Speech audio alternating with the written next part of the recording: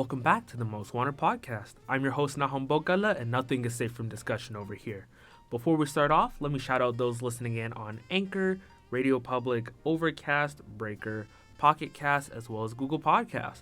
Also want to give a big shout out to those listening in through Spotify as well. If you're listening in through Apple Podcasts, make sure to give a 5-star rating and review for the podcast as well. If you're listening in on YouTube via the BrarHive channel, make sure to like and comment on the video, as well as subscribe to the channel while you're at it. You can catch me on Twitch at Bokalenahum, which is my last name, first name, where you can catch me either playing games or just live reacting to really anything on YouTube or whatever. You can stay up to date with the podcast on Instagram at Most Wanted Podcast, as well as on Twitter at Most Wanted Pod. How are we doing, guys? By the time this episode comes out, it will probably be around the Christmas area.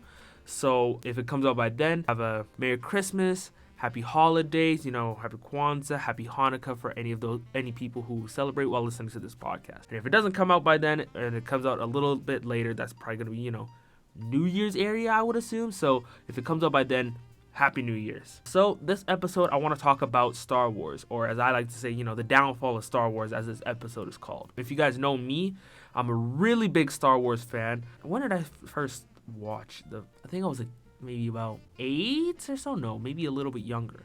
When I watched episode 1, and then from there, I just watched everything, the prequels, the original trilogy. When Rogue One and that shit came out, I was so excited. When I heard that, Disney picked up Star Wars, they bought Lucasfilm and they wanted to continue on the Skywalker storyline. I'm like, say less. But maybe we should start off from the beginning. So the original trilogy, Star Wars. In my opinion, you can never go wrong with the original trilogy. That is probably the best trilogy when it comes to Star Wars, because the first two, A New Hope and then especially The Empire Strikes Back, are just peak fiction.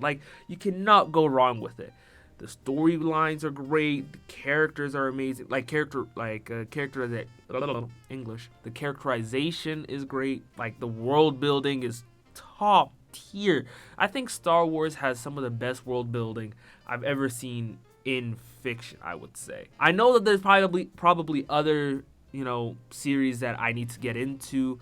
I've heard Dune is also really, really good in that type of thing, where it's a lot more of world building, character expansion, a whole lot of intergalactic politics, which sounds really cool.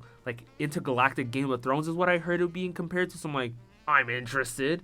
I still haven't seen Game of Thrones yet, which I feel like I should, but you know me, I'm probably not going to get to it until another 3-5 years. I don't know. Lord knows.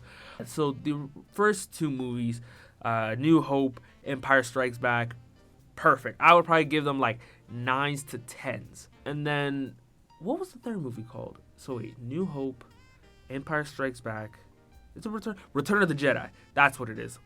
Dog, what the fuck? Yeah, Return of the Jedi. That, I feel it got bogged down by a few things. First of all, let's get this one out of the way. Boba Fett should not have been done as dirty as he was. Come on.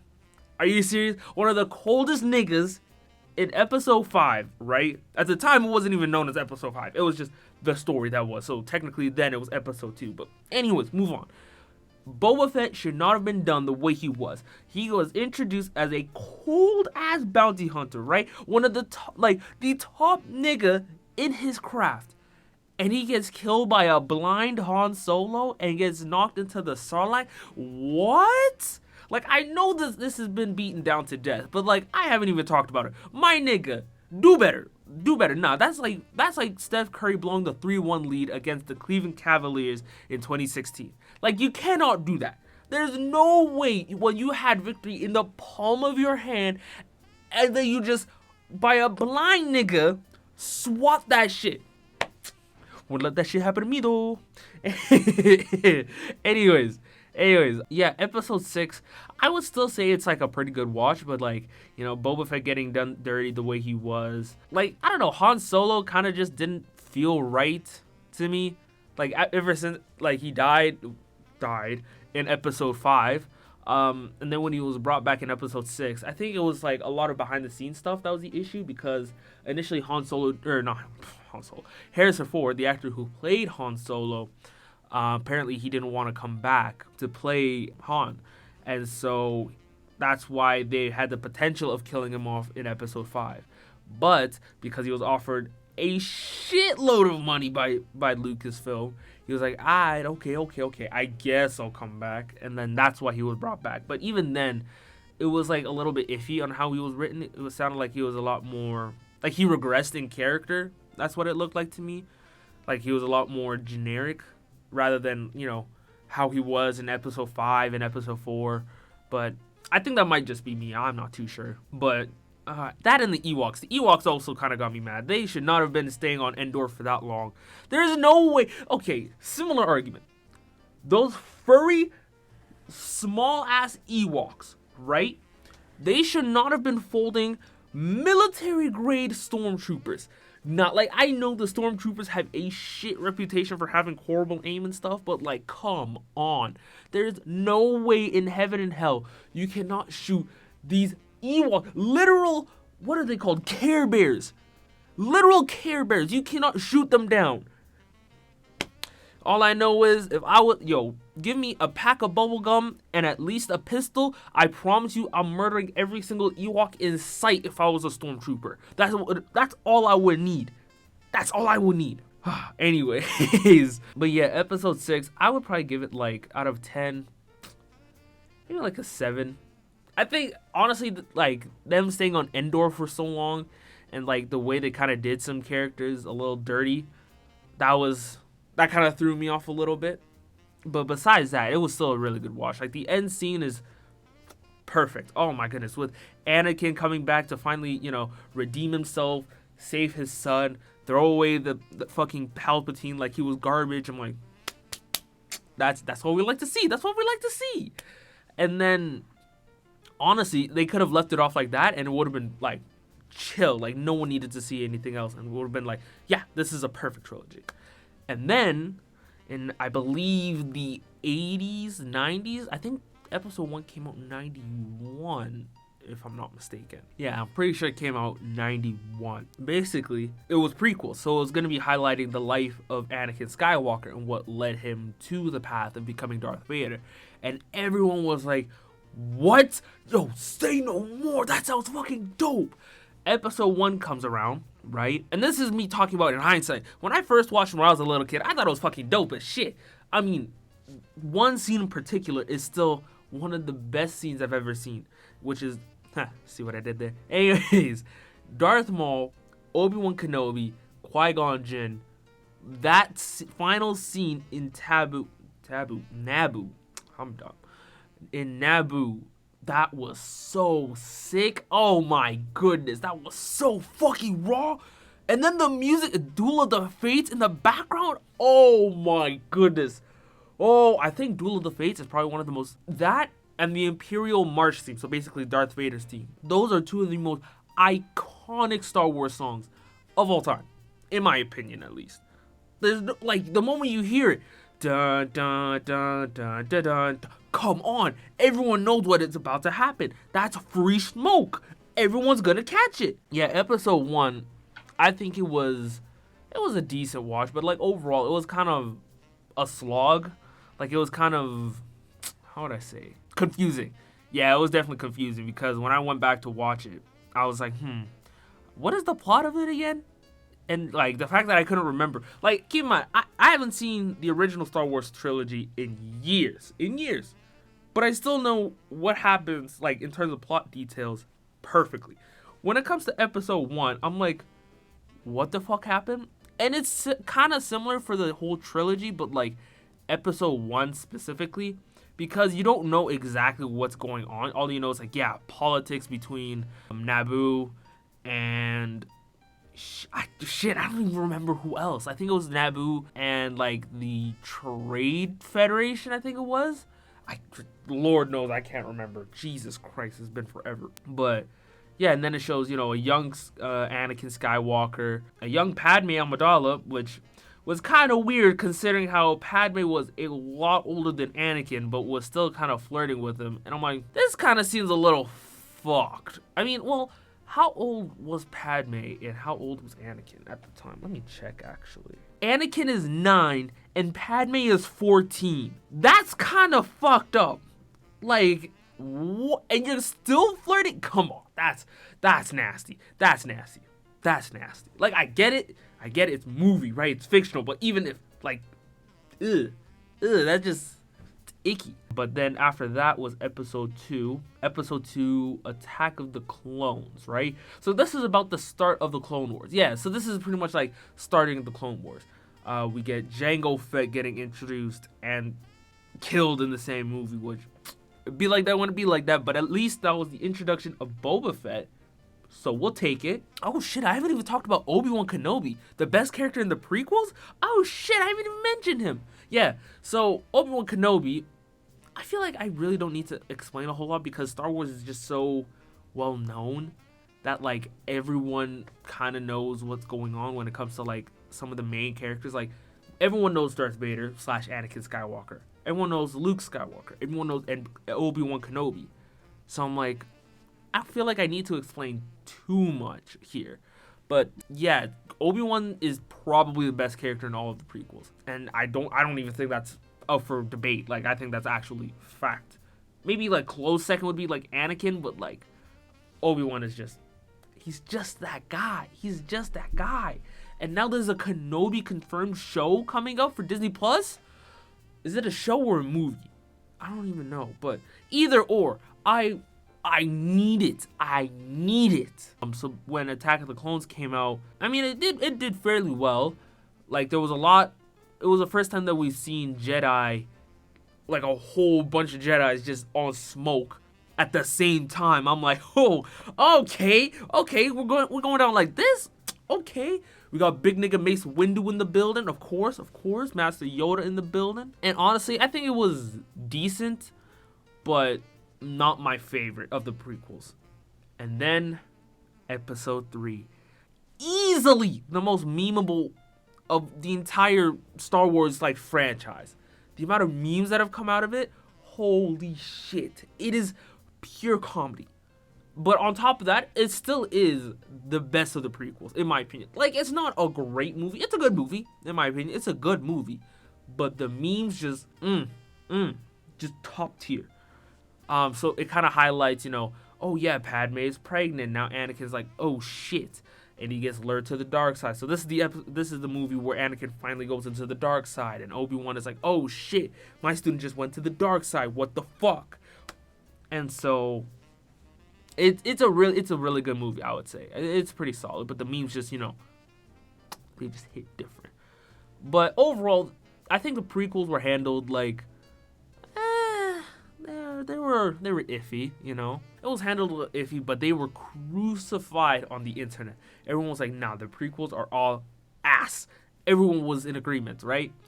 And then when Disney finally bought Star Wars, or not Star Wars, but Lucasfilm in 2012, I think it was, 2013, for like $4 billion. I'm like, okay, George Lucas, get your bag, king. Get your bag. You deserve it. But when we see that, we assume, hey, more Disney movies. Or, more Disney, I'm dumb as shit. More Star Wars movies, more Star Wars content. So we're like, oh, say less. But the first thing that they did, which kind of threw us off in terms of the fandom, was they made that the Star Wars Legends, which is pretty much all the books and novels that came out after like the original trilogy and the prequels. It's pretty much like extra canon that's, going into more stories about after the movies. They made them so it's like all non-canon. So we're like, oh, I mean, there were some really good stories in there, but I see what they were trying to do. So I'm like, it kind of fucked me up, but I was like, you know what? I understand because they want to tell like a concise story. So I'm like, you know what? I'll respect it. I respect it. And then episode 7 was announced. And oh my goodness, everyone was so hype. And then we get but like we see, Finn being portrayed by John Boyega, my dog, my nigga right there. And there was so much backlash because he was holding a lightsaber because they were like, what? A black Jedi? There's a nigga? What? Yeah, I can't lie. A whole lot of neckbeards showed out their true colors. Actually, not like, don't get me wrong. I got a neckbeard, right? I have one. I'm finally filling in on the sides, as you can see. Thank fuck. But, for the most part, it's kind of on my neck. But even if, like, that's so fucked up. Come on. A Jedi can be anyone. Like, that's the whole point. Anyone can be a Jedi. And anyone can be a true hero, bro. But no, the vitriol is like, oh my lord. Jedi can't be black stormtrooper. Oh, you're out of your mind. What happened to all the clones? I'm like, bro, it's a new story set 30 years after the original trilogy. Are you serious right now? I swear, Star Wars fandom and the Spider-Man fandom have to be some of the most toxic fandoms I've ever seen. Because you can never do right by them. You literally can never do right by them. It is that... Okay, wait. There's Sonic the Hedgehog fandom, right? Nasty. Spider-Man, and Star Wars fans. Those are probably like the 3 worst fan bases that I've ever seen, just because they're just so toxic. They're just nasty. And so the movie comes out, and it was good. It was, kind of a rerun of, The New Hope. And it was still a really good time. I enjoyed myself a lot. I was watching with a bunch of my friends. They were all like, oh, what the fuck? This is great. I agreed. It was a lot of fun. And then a new character, Rey. Rey was introduced, and she was going to be the Jedi instead of Finn. And I was like, okay, cool. So Finn is going to be a supporting character. It's kind of like the Han Solo role. And I'm like, okay, I rock with that. That's cool. I kind of wanted Finn to be the Jedi. I can't lie. Want to see a nigga as a Skywalker? Who would say no to that? I mean, besides racist, but like that's something else. Anyways, so yeah, overall the movie did really well in theaters. And everyone was coming up with different theories, like, oh, what's going to happen next? What's going to happen with Kylo Ren, who was revealed to be actually Ben Solo, the son of Han Solo and Leia, Princess Leia. Rest in peace, Carrie Fisher. And so, after the first movie came out, so there was a whole bunch of speculation about what was going to happen based off of the end of the movie. But keep in mind, for this episode, I don't think I'm going to go into too much depth of, the down of each movie, because at this point I feel like a lot of people have seen the movie, so I don't think I'm going to go too in depth of that. I think I'm going to go more in depth with the outside of what happened. I'm just giving you quick little rundown about what's going on. Then episode 8 comes out. And episode 8 is, I think, when Star Wars truly began to fall. It's debatable. Because, well, actually, wait, I'm missing some shit. We'll get to episode 8, but I gotta shout out Rogue One. Rogue One is one of my favorite Star Wars movies because it's not even taking place in terms of there's no Skywalkers involved, there's no Jedis, there's no nothing. It's literally just people, just niggas versus in a war. It was literally set in the time period between episode 3, not Empire Strikes Back, but what is episode 3? There's a Phantom Menace, Attack of the Clones, and is it Return of the Sith? No. What? Am I dumb? Am I losing brain cells? Revenge of the Sith. Oh, so I was right. I'm a real fan. I knew it. I'm built different. Built for tough, as they say.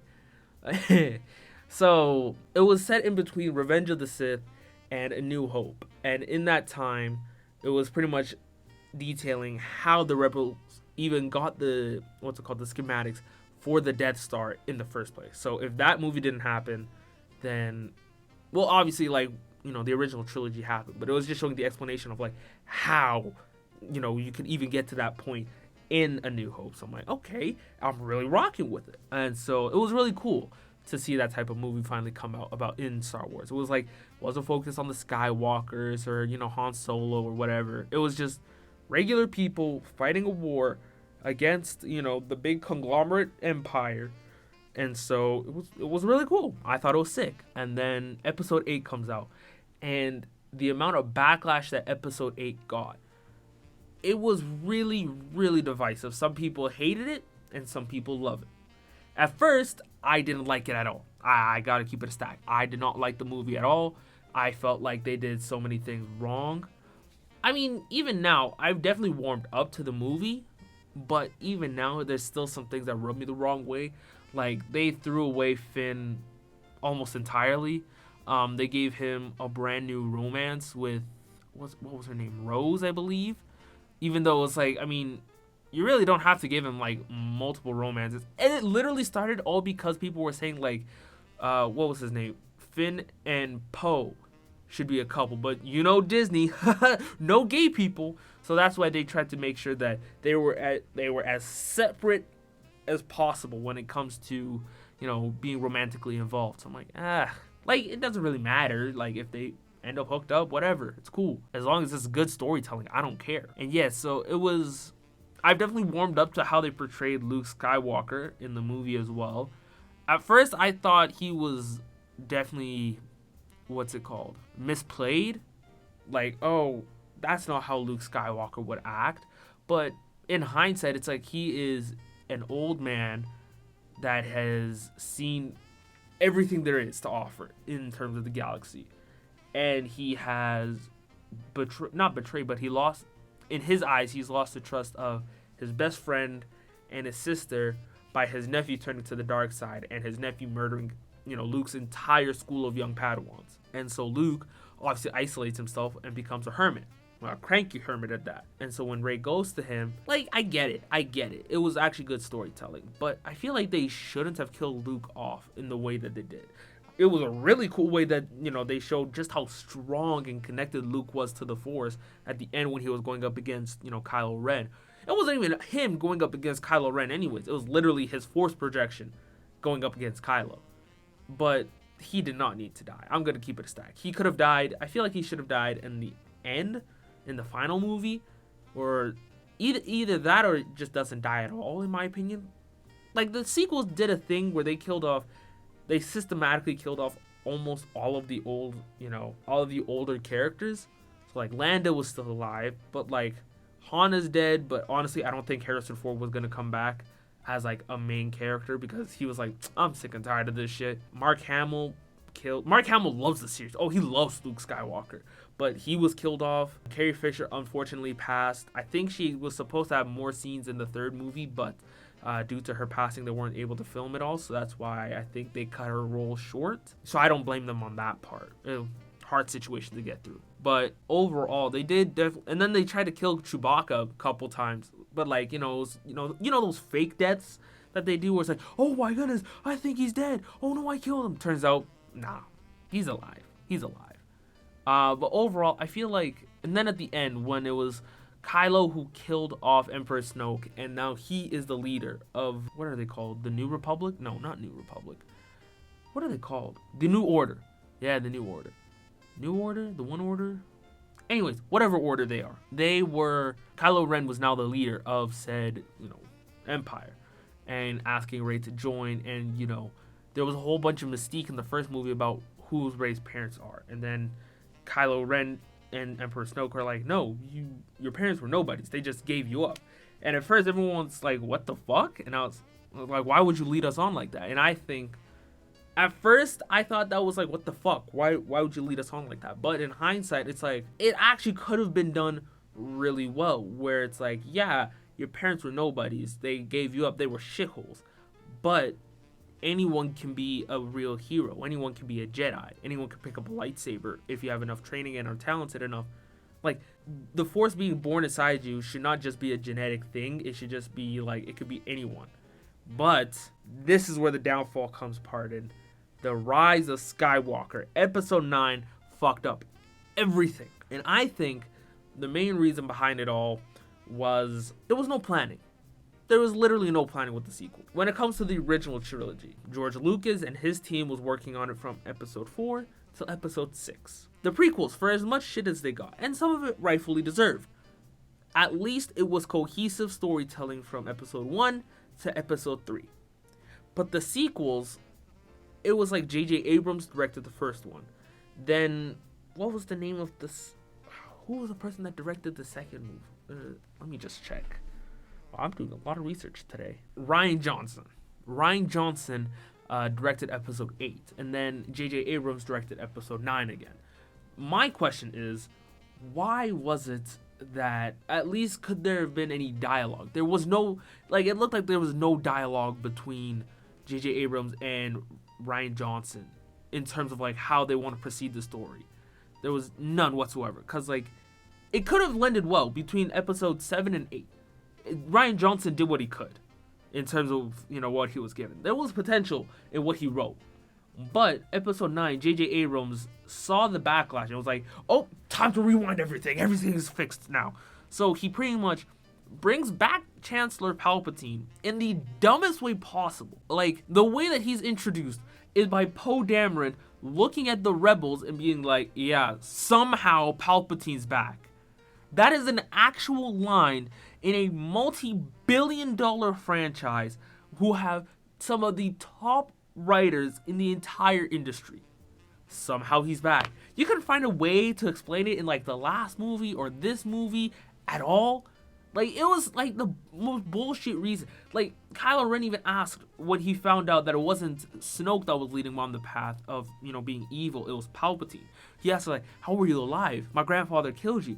And Palpatine gives the same shit where it's like, the dark side is a pathway to many abilities some consider to be unnatural. Or however he says, I can't say the. I wish I could do the voice. Oh, that would be so sick. But yeah, like, it was the most vague explanation of he's back now. We're like, what the fuck? How? Not only does that happen, but that completely negates Anakin's sacrifice and his whole redemption run in the entire trilogy, like in the past 2 trilogies. Like, what the fuck? And so you defeat that just for Rey to come in and defeat the Chancellor. And when she has the vision of like all the previous Jedi talking to her, you hear Anakin's voice saying, what's it called? Balance the Force like I once did. I'm like, dog. Yeah, but she's doing the same thing that you did. Like, why? What are we doing here? And I'm not shitting on Rey because, you know, she's a woman. Obviously not. Like, let's not get that twisted. Like, some people have criticized Disney, saying it's like, oh, if you criticize, or some of the clapback is like, oh, if you're criticizing Rey's character, you're simply being misogynist. No, I'm criticizing the franchise and her based off of how she was written. I'm not doing anything against her as a person. Why would that matter? I'm talking about her as a character. Her character was poorly written. That's all I'm trying to say. And you find out that it's like, oh, her parents weren't anybody's because they chose to be nobodies. In reality, they were the children of or your father was the son of Palpatine. I'm like, when the fuck did Palpatine have a kid? What are we doing here? What the fuck? Like, the writing was just so nasty. Like, for no reason, literally no reason was there for Rey to all of a sudden be related to one of the most powerful people in the history of Star Wars. Like, blue. No, what's it called? No foreshadowing, no nothing. It was literally like last second. I was like, yeah, she's just related to him now. I'm like, what type of bad writing is this? As well as all the fake deaths. Like, I think they fake kill off Chewbacca once, and it wasn't even that good of a fake death or a fake out death, where Rey thinks that she accidentally forced lightnings Chewbacca's ship as he was being abducted by the New Order. And literally, she's like, oh shit, I killed him. Oh fuck. Literally, the next scene shows that Chewbacca's alive in a New Order ship. If you're gonna do this, at least do it right, in my opinion. And so, I think at that point, a lot of people got turned off to Star Wars. Like, I'm still a fan, but not nearly to the same extent of being hyped for shit that was coming out than I used to be. Like, I heard about The Mandalorian coming out, and I was relatively excited. I keep on hearing there's good things about it, but I don't think I'm going to watch it anytime soon. I know for sure I'm going to watch the Kenobi show. That one I know for a fact I'm watching, because everyone in their mother has been begging for Obi-Wan Kenobi, either movie or TV show, for years. So I know that one I'm watching for sure. But I just don't have the same hype that I used to. And I feel like the same is applied to a bunch of other fans when it comes to Star Wars. Like, it's just so, I don't know how to explain it. Like, you just write yourself into such a bad position where you didn't have to be. And it's like, and not only that, I completely forgot. Episode 9, they even threw away the side characters even more. Poe gets next to nothing. Finn it's like, oh, is he force sensitive? Is he not force sensitive? And he literally reruns the same character arc that he had in the first movie for the third time. I'm like, what the fuck? Not to mention how Star Wars and Lucasfilm, or Disney in general, kind of fucked up how they portrayed Finn in China, where he's on the main poster, like prominently in every single poster around the world except China, where they just scrub him out. I'm like, what the fuck? What's going on here? But of course, gotta get the China investors here. It's nasty business, man. It's nasty business. So yeah, I think episode 9 for sure fucked up. Like, just to end on a solid note, I feel like Star Wars definitely didn't have to end up the way that it did, but due to horrible planning, where directors were not, in touch with each other in terms of planning, ultimately it was like everything just went out of order after episode 8. And it wasn't even episode 8's fault. I blame episode 9, because you could have done something with what Rian Johnson left in episode 8. There was potential there. I believe there was like a script for the original episode 9 that came out like a couple years ago, and I read through a crash course version of it, and it sounded solid. I'm like, why did we not get this instead of the abomination that we got in theaters? It makes no sense whatsoever. So ultimately, I feel like the downfall of Star Wars definitely did occur. It's still, don't get me wrong, it still is a multi-billion-dollar industry. Like, that is, the name Star Wars is synonymous with cash at this point. There's no way around it.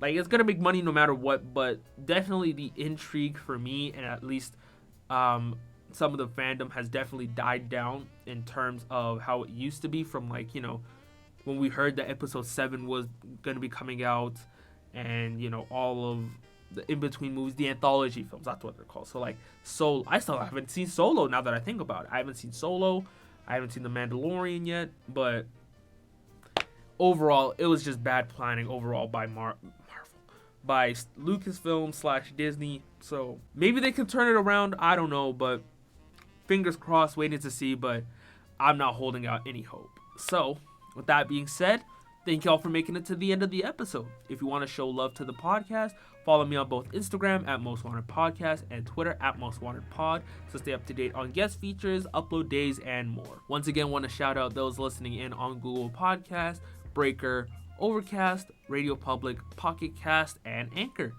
If you're listening in on Apple Podcasts, make sure you give a 5-star rating and review as well. You can listen to the podcast on Spotify as well as on YouTube via the BrarHive channel, where not only can you find my podcast, but plenty of other top-notch material. And until next time, we out. Easy, y'all.